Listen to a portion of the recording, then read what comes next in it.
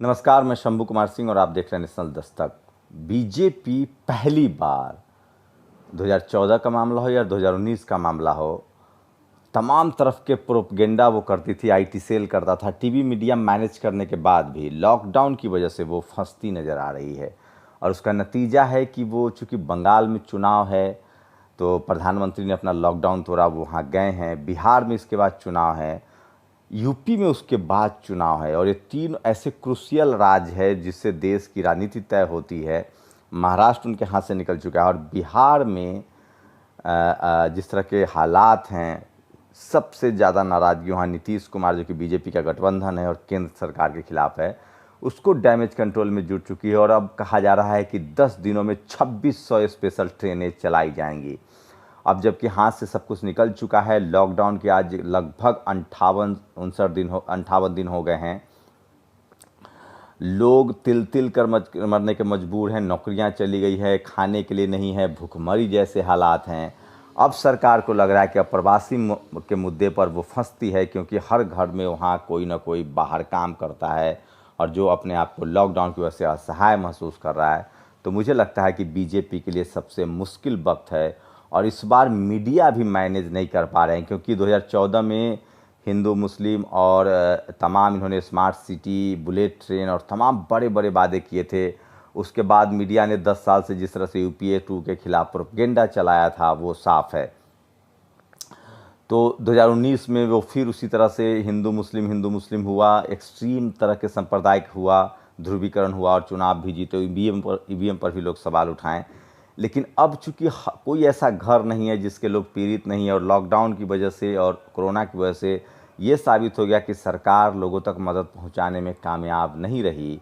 और मीडिया ने भी कोशिश तो ज़रूर की, लेकिन वहाँ भी वो असफल रहे। हिंदू मुस्लिम करने की कोशिश की गई, वहाँ भी सफल रहे। अब जितने अप्रवासी मजदूर थे, कहीं ना कहीं सबका वास्ता मुसलमानों से पड़ा है, जिन्होंने उनकी रास्ते में कहीं पानी पिलाकर, कहीं खाना खिलाकर मदद की है। तो एक जो हिंदू मुस्लिम करने की कोशिश हुई थी उसको भी बड़ा झटका लगा है। दूसरी बड़ी बात है कि जो कोरोना के दौर में जो पाखंडवाद है, जो सांप्रदायिकता है, जो पाखंडवाद है, उसको लेकर भी लोग लगातार सक्रिय हो रहे हैं। जिस तरह से मंदिरों में ताला लगा, लोगों को लगने लगा कि जब मंदिर बुरे वक्त में हमारी कोई मदद करने नहीं आया, तो उस पर भी है। कांग्रेस जो है वो यूपी में राजनीतिक ज़मीन खोज रही है। मैं एक बात क्लियर कर दूं, मायावती जिस तरह से हमलावर हैं कांग्रेस पर और कांग्रेस के नेता, छोटे छोटे नेता जिस तरह से बयान दे रहे हैं, एक बात से तो मैं सहमत हूं कि इस देश में कांग्रेस से बिल्कुल सहमति नहीं हो सकती अगर सिर्फ यूपीए 1 और यूपीए 2 को छोड़ दिया जाए तो, क्योंकि ये सोनिया गांधी का रीजन था। कांग्रेस में डॉक्टर अंबेडकर कांग्रेस से लड़ रहे थे, कांसीराम साहब कांग्रेस से लड़ रहे थे। आज जो स्थिति बीजेपी ने देश में कर रखी है, 60 साल ने लगभग कांग्रेस ने इसी तरह सरकार चलाई है बीजेपी की तरह ही, लेकिन उसमें से 10 साल जो मनमोहन सिंह के प्रधानमंत्री के तौर पे और सोनिया गांधी जो यूपीए की अध्यक्षा हैं, उनके 2 कार्यकाल को निकाल दिया जाए, क्योंकि सोनिया गांधी ने इन 2 कार्यकालों में अच्छा काम किया था, करवाया था, चाहे वो राइट टू फूड हो, राइट टू एजुकेशन हो, मनरेगा जैसी योजनाएं हो। क्योंकि सोनिया गांधी विदेश की हैं और उनके अंदर जो ब्राह्मणिकल स्ट्रक्चर है वो उतना मजबूत नहीं है, जो जातिवाद, मनुवाद, ब्राह्मणवाद है वो उतना मजबूत नहीं है जो बाकी कांग्रेस के रिजीम में रहा है। और सारे बड़े विवाद जिसको आज बीजेपी आगे बढ़ा रही है वो सब कांग्रेस की देन है। लेकिन ये दोनों काम सोनिया गांधी के दौर में नहीं हुआ, चाहे वो गौ हत्या पर रोक का मामला हो, चाहे राम मंदिर विवाद की शुरुआत हो, बाबरी मस्जिद का ढांचा हो, सबसे ज़्यादा सांप्रदायिक दंगा का मामला हो, सब कांग्रेस के रीजन में हुए हैं, भुखमरी का मामला हो। लेकिन दो टर्म जो सोनिया गांधी के रहे हैं कांग्रेस अध्यक्षा के रूप में, यूपीए के हेड के रूप में, और प्रधानमंत्री भले मनमोहन सिंह थे, लेकिन सोनिया गांधी ने कुछ अच्छे फैसले करवाए थे। तो मैं सोनिया गांधी जी का बहुत सम्मान करता हूं, क्योंकि मुझे लगता है कि एक महिला के तौर पे, और चूँकि उनकी पूरी परवरिश इटली में होती है, उनका जो मानवीय सोच है, वो दृष्टिकोण है, वो अलग है। बाकी कांग्रेस बहुत बीजेपी से अलग नहीं है, कांग्रेस ही बीजेपी है, बीजेपी ही कांग्रेस है। तो अब बीजेपी अपनी ज़मीन बचाने के लिए यूपी में लड़ रही है। मुझे लगता है एससी एसटी ओबीसी माइनॉरिटी के नेताओं को भी अब खुलकर राजनीति में अपनी बात कहनी चाहिए और बीजेपी के साथ आना चाहिए। मायावती जी पर जिस तरह से आरोप लग रहे हैं कि वो सीबीआई से डरी हुई हैं, एक झटके में वो चाहें तो राजनीति को बदल सकती हैं। बस ज़रूरत है एक बार सड़क पर आने की। अगर वो इंडिया गेट पर खड़ी भी हो जाती हैं तो बहुजन समाज उनके साथ हो जाएगा। उसके बाद जिस तरह से लॉकडाउन की वजह से, जिस तरह से लगातार मुसलमानों पर दिल्ली दंगे को लेकर, खासकर जामिया के छात्रों की सीए एनआरसी के प्रोटेस्ट के दौरान जो लोग एक्टिव थे उनकी जिस तरह से गिरफ्तारी हो रही, तो आज लोगों ने ट्विटर ट्रेंड चलाया है स्टैंड विद जामिया, ये बहुत ज़्यादा ट्रेंड कर रहा है। उसके बाद जिस तरह से अयोध्या में लगातार बुद्ध को लेकर, जो बुद्ध विहार को लेकर जो अवशेष मिल रहे हैं उसको लेकर भी लोग काफ़ी सक्रिय हैं, और वो कह रहे हैं कि यूनेस्को को, जो अंतर्राष्ट्रीय संगठन है, उसके देख रेख में जो है वो इसकी जांच होनी चाहिए और तब तक मंदिर निर्माण पर रोक लगनी चाहिए। तो ये एक बड़ा ट्विटर है। और आज ही के दिन जो गुर्जर समाज के लोग हैं वो आरक्षण की मांग कर रहे थे, वसुंधरा राजे सीएम थी, तो 23 लोगों की करीब मौत हुई थी, गोली मार दी गई थी, उनका याद कर रहे हैं लोग। सोचिए, जब जाट गुर्जर आरक्षण नहीं मांग पाते हैं, उनको गोली मार दी जाती है हरियाणा, पंजाब, राजस्थान जैसे राज्यों में जहां वो डोमिनेटिंग सोसाइटी है, तो एससी एसटी ओबीसी और माइनॉरिटी की क्या हालत होगी। इसीलिए ओबीसी का आरक्षण लगातार खत्म हो रहा है। तो चंद्रशेखर आज़ाद ने जामिया पर जो छात्र का हो रहा है उसको लेकर भी लिखा है लोगों ने, और ये दो बड़े ट्रेंड हैं। और अलका लांबा के खिलाफ पुलिस में शिकायत कर दी गई है, ये मथुरा में की खबर है। मथुरा में अनुसूचित जाति जनजाति अत्याचार अधिनियम 1889 के तहत राही ने, जो समता फाउंडेशन के अध्यक्ष लुकेश कुमार राही ने पुलिस में शिकायत दी है कि उन्होंने मायावती के खिलाफ जो कहा है वो जाति सूचक में है। चित्रा त्रिपाठी, सोचिए, राष्ट्रपति ट्रंप की बेटी, बिहार की बेटी ज्योति कुमार की तारीफ करती हूँ, मतलब चित्रा त्रिपाठी एक एंकर है आज तक के।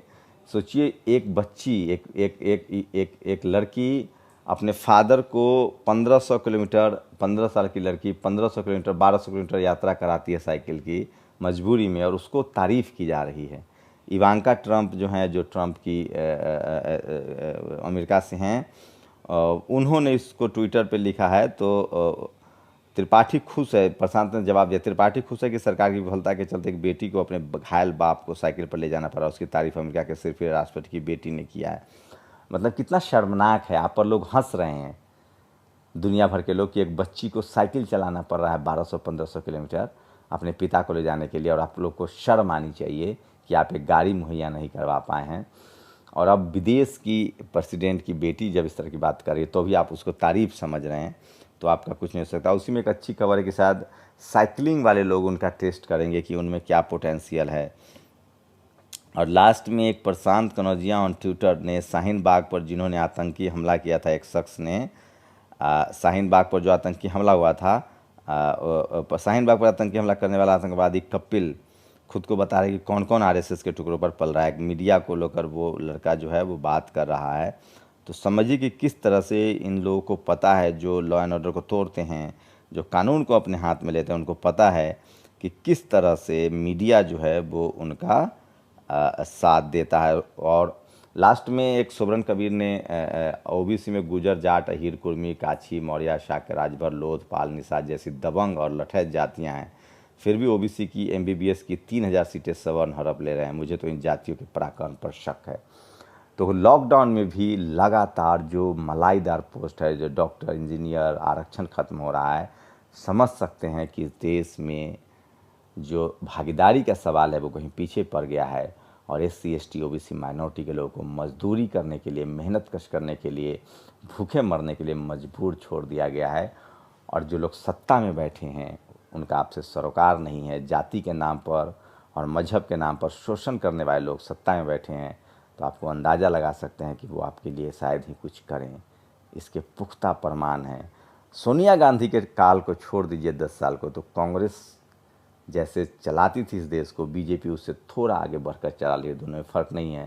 लेकिन सोनिया गांधी का जो 2 टर्म है, यूपीए 1 और यूपीए 2, जब सरदार जी प्रधानमंत्री थे मनमोहन सिंह, वो शानदार है। और सोनिया गांधी की मैं व्यक्तिगत रूप से इज्जत करता हूँ, क्योंकि वो इटली में पैदा हुई और उनके अंदर ब्राह्मणिकल स्ट्रक्चर नहीं है, और वो शायद मानवीयता को तो ज़रूर जानती हैं।